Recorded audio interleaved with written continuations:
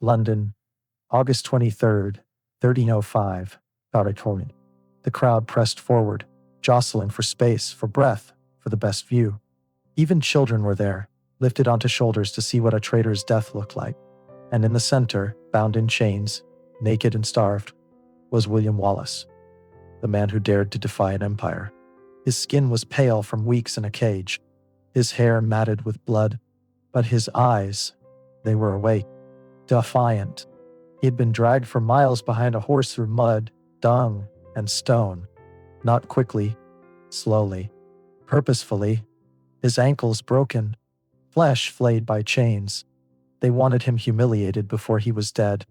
But Wallace did not die quickly. That was the point. He was hung, not to death, but almost. Cut down while still gasping, barely conscious. Stripped, straddled, and then came the knives. They emasculated him, eviscerated him, burned his entrails before his very eyes. Still alive. The executioner paused, not for mercy, but to let the crowd see his agony, to make a spectacle of what happens when you challenge the crown. Then, only then, they cut out his heart, beheaded him, chopped his body into 4 pieces. One quarter hung in Newcastle, another in Berwick, a third in Perth, and the last in Aberdeen. His head, tarred and spiked, was planted on London Bridge for all to see. This was not justice. This was theater, a ritual designed to erase him, not just his body, but the idea of him. To make an example so horrific, no Scot would ever dare rise again. But the opposite happened. William Wallace did not vanish into fear. He became legend, because in trying to destroy him, the English crown revealed their own terror, not of his army, but of his belief that freedom mattered more than life. And that truth, soaked in blood, still echoes 7 centuries later. If you enjoy watching and learning about history, make sure to like the video and subscribe to our channel. And let us know in the comments where you're watching from. It's incredible how we can explore history together from all around the world. He wasn't born in a palace. He wasn't trained in courtly politics. He didn't have royal blood or elite protection. That's why he was dangerous. William Wallace came from the fringes, a minor noble at best, more likely a landless second son. In 13th century Scotland, that meant obscurity. You weren't meant to lead. You were meant to obey. But Wallace didn't obey. Not the English. Not the Scottish nobles who cowered beneath them. Not even the churchmen who begged him to bend his knee and wait. His earliest years are veiled in contradiction. Some say he studied in Dundee, learning Latin and law. Others say he was a brawler from the start, towering, coarse, and prone to violence. But what's certain is this: by the time he was a man, Wallace was already outside the law. Not because he was criminal, but because the law had become criminal. In 1296, King Edward IV of England invaded Scotland under the pretext of settling a succession crisis. What followed was occupation by decree. Oaths extracted at sword point, churches looted, towns burned, and any resistance labeled treason. Edward didn't just want to conquer Scotland. He wanted to reprogram it, to crush its nobility, replace its laws, and make its people forget they were ever free. But in Lanark, a line was crossed. An English sheriff named William Heselrigg executed a young woman, believed by many to be Wallace's secret wife or lover. The reasons were political, personal, or both. But Wallace's response was neither. It was vengeance. He didn't wait for permission. He didn't appeal to nobles. He stormed the garrison with a handful of men and slaughtered Heselrigg in his own bed.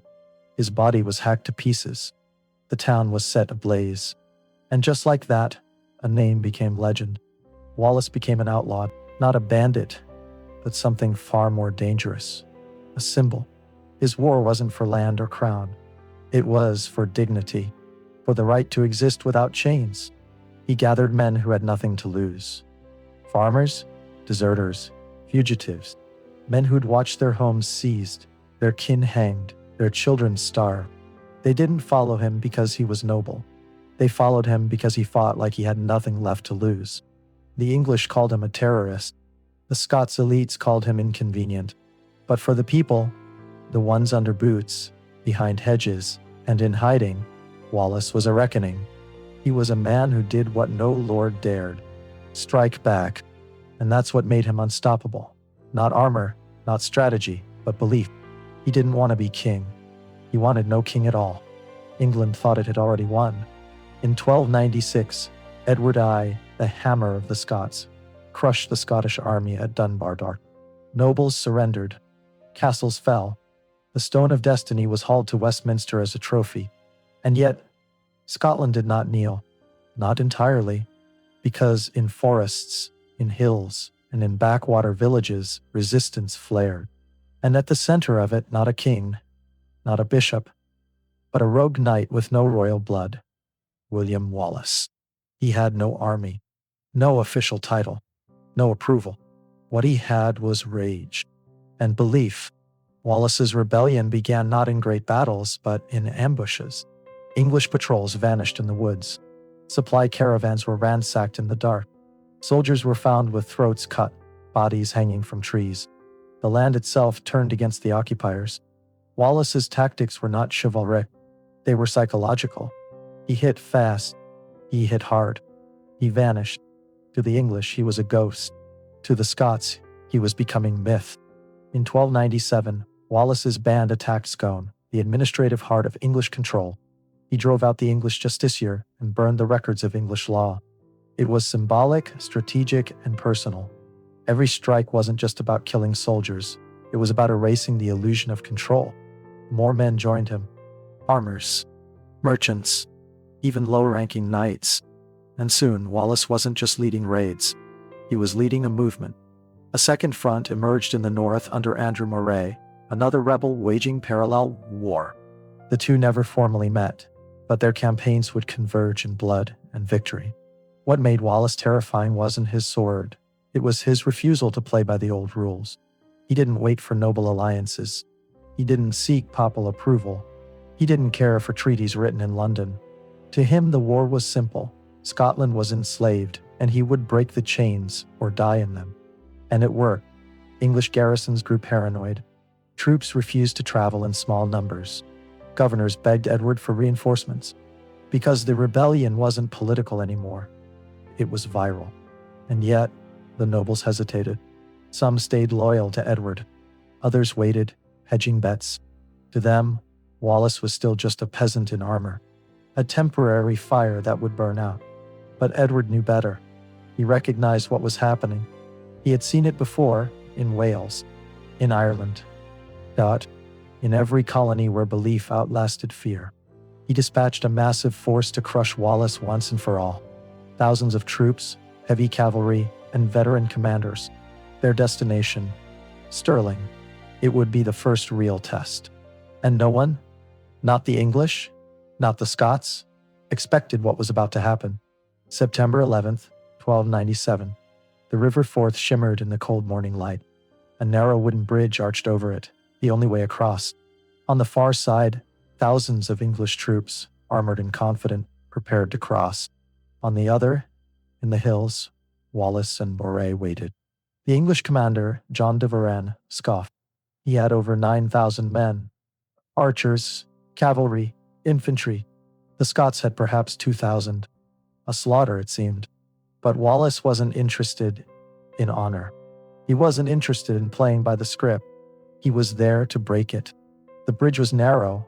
Only 2 horsemen could ride abreast. Wallace waited until just enough English had crossed. Then he struck. Ambush.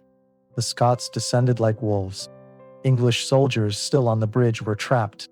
Those who had crossed found themselves outnumbered and surrounded. Those still waiting were helpless, forced to watch as their comrades were hacked apart in the mud. It wasn't just a defeat. It was a massacre. English knights drowned in the Forth, pulled down by their own armor. Horses screamed. Men slipped on blood and mud as axes split skulls and spears tore through flesh. It was psychological warfare. Wallace didn't just want to win. He wanted every English soldier to feel fear again, to remember what it was to bleed, to remind them that Scotland had not surrendered, it had only been waiting. When the killing was done, over 5,000 English were dead or captured. Wallace and Moray had pulled off one of the greatest upsets in medieval warfare. But the cost was not nothing. Andrew Moray, Wallace's northern counterpart and co-commander, was mortally wounded. He would die weeks later, Wallace stood alone, but with new power. In the aftermath of Stirling, Wallace was named Guardian of Scotland, a title of command, but also of burden. He was no longer just an outlaw. He was a leader of a nation. He wrote letters to foreign kings in Latin, seeking alliances. He issued decrees. He led campaigns into northern England, burning towns and taking prisoners. It was vengeance and a warning. Scotland had found its voice, and it spoke in fire. But not everyone was pleased. The Scottish nobles, many of whom had hidden or fled during the uprising, bristled at Wallace's power. He was not one of them. He wasn't polished. He didn't care for diplomacy. He was a warrior, not a politician. And in medieval politics, that was dangerous. In England, Edward of Faris, he saw Stirling not just as a defeat, but as humiliation. This wasn't a battle lost to knights or kings. It was lost to a man who had no business commanding an army. A peasant rebel had just crushed the English war machine, and Edward would never forget it. He began preparations for a full-scale invasion. No more underestimating the Scots. No more sending half measures. Wallace had embarrassed the empire. Now, Edward would make an example of him. But Wallace was not afraid. He had tasted victory. He had bled with men who once had nothing, and he had sent a message across the known world. Scotland would not die quietly. Wallace stood at the height of his power. He had defeated England's army, been declared Guardian of Scotland, and led a scorched march deep into Northumberland, striking terror across the border. For a brief, flickering moment, Scotland was not just resisting. It was winning. But victories make enemies, and not all of them wore red crosses. The Scottish nobility, many of whom had sat silent during Wallace's rise, now emerged from hiding, suddenly eager to negotiate, to reclaim leadership, to settle disputes, and to remove the outlaw they had never fully accepted. To the barons, Wallace was a necessary embarrassment, a useful blade, now too sharp to hold. He didn't speak their language, the language of compromise. He refused to swear loyalty to Edward I, even as some Scottish lords quietly submitted. He wouldn't attend the parliaments. He wouldn't beg for favors. He wouldn't kneel. And so the nobles began to isolate him. Then came the reckoning, Falkirk 1298. Edward I himself marched north with an army of over 15,000 men. This was no punitive raid. This was imperial vengeance. The longbowmen, the cavalry, the full weight of England's military power. Wallace prepared what he could. He arranged his men in defensive schiltrons, bristling circles of spears, impossible to charge head-on. His cavalry, weak and disunified, was left to the nobles. But the nobles broke first. Scottish knights under Comyn and Bruce fled the battlefield early. Some say it was fear. Others say it was intentional betrayal, a calculated humiliation to break Wallace's command. Whatever the reason, the result was disaster. The English longbowmen tore Wallace's infantry to pieces. Hundreds died in minutes. The schiltrons collapsed. The Scots were butchered. Wallace escaped with his life, barely. But his title, his army, his legitimacy, all gone. The nobles reconvened. A council was formed. Wallace was not invited. He resigned as Guardian of Scotland. What followed were years of disappearance. Wallace vanished into shadow. Some say he traveled abroad, seeking support from France or the Pope. Others say he wandered Scotland, evading bounty hunters and spies. But Edward had not forgotten, and he would never forgive. Wallace became the most hunted man in Britain. Betrayal was inevitable. The only question was who would sell him, and when. He had no title, no army, no lands, only his name, and the price on his head. For 7 years, William Wallace became a phantom, a ghost of rebellion, a man so feared that English towns posted guards even in peace, a man so hated that Edward I placed a royal bounty on him, greater than some noble estates. But Wallace would not disappear quietly. He traveled in secret, through forests, across borders, even into foreign courts. In 1299, he's reported in France, pleading with King Philip IV to support the Scottish cause. He may have even reached Rome, seeking a papal letter of intervention. But the world had moved on. The nobles of Scotland, including Robert the Bruce, were maneuvering for power. Their rebellion was one of inheritance, not insurrection. Wallace didn't belong. He was too radical, too pure, too much a symbol of what could never be controlled. To the people, he was still legend, whispered in taverns, praised in folk songs, etched into memory. But to the crown, he was unfinished business. And in 1305, the net finally closed. The man who caught him wasn't English. It was Sir John de Menteith, a fellow Scot. Wallace was seized near Glasgow, betrayed by someone he trusted. Some say he was in disguise. Others say he was armed, but chose not to fight. Either way, he was delivered to the English alive, not as a prisoner of war, as a traitor. Edward's orders were clear. No trial, no mercy, no burial. Wallace was transported to London in chains. The journey was public, humiliating, across towns and cities where people gathered to mock him, spit on him, throw waste. But even then, reports say he stood tall. Even then, he said nothing that sounded like regret. In the eyes of England, Wallace had committed treason. But Wallace said it best. I could not be a traitor to Edward, for I was never his subject. Those were not the words of a rebel. They were the words of a free man, standing in front of an empire and denying its very right to judge him. At Westminster Hall, Wallace was arraigned. He was not allowed to speak in his defense. No witnesses, no evidence, just condemnation. The list of charges was ceremonial: murder, pillage, war against the king. But the real crime was defiance. The sentence had been decided long before he arrived, to be hanged, drawn, and quartered. The most brutal punishment the crown could offer. It wasn't about justice. It was about message. They didn't just want Wallace dead. They wanted no one else to rise. But they made a mistake. They thought the execution would end him. What they didn't understand is that Wallace was never just a man. He had become something far more dangerous. A story. And stories don't die when the body does. Here is section 6 of your cinematic script. August 23rd, 1305. London boiled under the summer sun. Crowds lined the streets hours before dawn. Word had spread. The Scottish traitor, the so-called guardian, would be executed today. It wasn't just punishment. It was entertainment. The state's most violent ritual, wrapped in flags and cheering. William Wallace, chained, emaciated, filthy from weeks of travel and imprisonment, was dragged from the Tower of London. Not walked, dragged, tied to the tail of a horse through the city's filth and rot. It wasn't just cruelty. It was design. The streets were lined with children, priests, bakers, executioners, lords. Everyone came to see the death of defiance. The sentence was not simple hanging. That would be too quick. This was hanging, drawing, and quartering. A punishment crafted to erase a person not just physically, but symbolically, step by step. At Smithfield, the execution site, he was stripped naked. Every scar, every wound visible to the mob. His body was no longer his. It was a message. First, they hanged him, but not to death, just long enough for him to choke, writhe, and collapse. Then they cut him down, still alive. Next came the emasculation.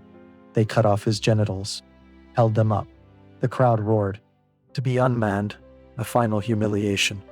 Then they eviscerated him, slit him open, pulled out his intestines while he still breathed, and burned them before his eyes. Reports say he didn't scream, or if he did, it was drowned by the cheers. Then, and only then, came the beheading. Swift, clinical, the final mercy. His corpse was not buried. It was quartered, hacked into 4 parts and sent to Scotland. 1 piece to Newcastle, 1 to Berwick, 1 to Perth, 1 to Aberdeen. And his head? Tarred, spiked, and mounted on London Bridge, facing north, staring back at the land he fought to free. This was not execution. This was political theater. The monarchy needed the death to be more than punishment. It had to be a warning. To the nobles, do not follow men like him. To the people, this is the fate of rebels. To Scotland, your future ends here. But they failed to understand one thing. Wallace had already won. Not on the battlefield, not in politics, but in memory. Because even as his body was burned and scattered, his story grew. Children whispered it, ballads carried it. Even England couldn't kill it. They had tried to break a man. Instead, they built a myth, a symbol that would echo into revolutions, rebellions, and resistance for centuries to come. And in the end, the execution didn't silence Scotland. It awakened it. Because Wallace didn't just die. They scattered his body across 4 cities. They burned his insides before he died. They left his head to rot in the wind, nailed to a bridge as a warning. But none of it worked, because the moment Wallace was executed, he stopped being a man and became something immortal. He became Scotland's wound and its weapon. In the years that followed, the English crown tightened its grip. But the tighter the grip, the more Wallace's legend spread. He was never just remembered. He was reborn, again and again. In the poetry of Blind Harry, who turned his life into an epic of freedom. In the ballads of shepherds, passed down in the Highlands. In whispered stories by candlelight, where children learned not just his name, but what he meant. That a common man, not a king, not a noble, could stand against the greatest empire of the age. Wallace became a flame passed between generations, a warning that tyranny does not go unchallenged, and a promise that freedom is worth pain. When Robert the Bruce rose a few years later, Wallace was already a legend. When Scotland fought for its independence, it did so under Wallace's shadow. And even after the centuries rolled on, after the swords were buried, after the kings were dead, Wallace refused to fade. He returned in the 18th century, as the Scottish identity was threatened again. He became a nationalist icon, printed on pamphlets, painted on banners, whispered in rebellion. He returned in the 20th century, when political movements and writers sought to reclaim forgotten histories.